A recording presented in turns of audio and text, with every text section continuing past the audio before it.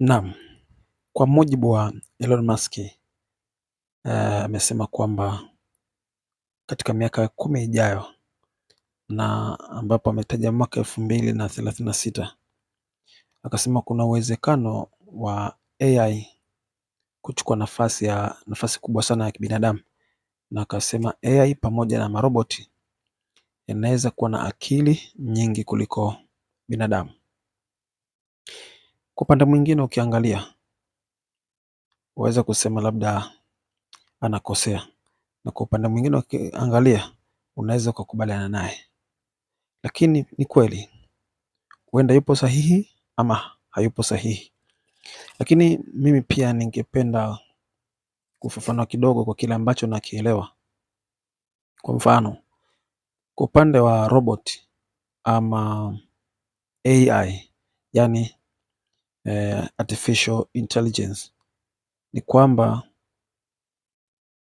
shida inakuja kwamba kile ambacho AI ama robot anafundishwa, yani yeye hawezi kusahau, anakikariri.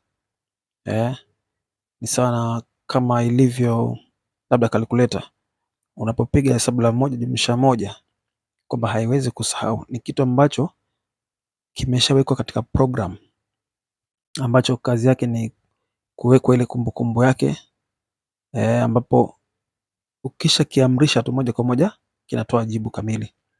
Kwa hiyo AI huwa the way jinsi ambavyo imetengenezwa ina tabia ya kukariri kitu, yani kile ambacho unakifundisha au unaifundisha AI inakishika moja kwa moja, kwamba ni masuala ya kisayansi, ni masuala ya kiteknolojia, ni masuala ya historia ya mtu ama kitu fulani. AI ikisha nasa pale, manake haisahau tena, inakuwa na kumbukumbu.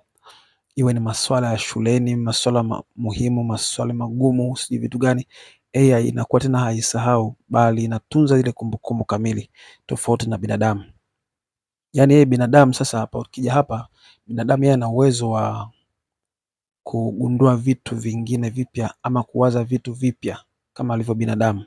Yani binadamu atabaki kwa binadamu, lakini katika upande wa kumbukumbu, AI itakuwa na kumbukumbu sana kuliko binadamu, kwa sababu binadamu unaweza kujifunza kitu na ikafika sehemu ukasahau, lakini AI inakuwa na kumbukumbu zote, inatunza kila kumbukumbu, inajifunza kila kitu na kukifanya kama kilivyo.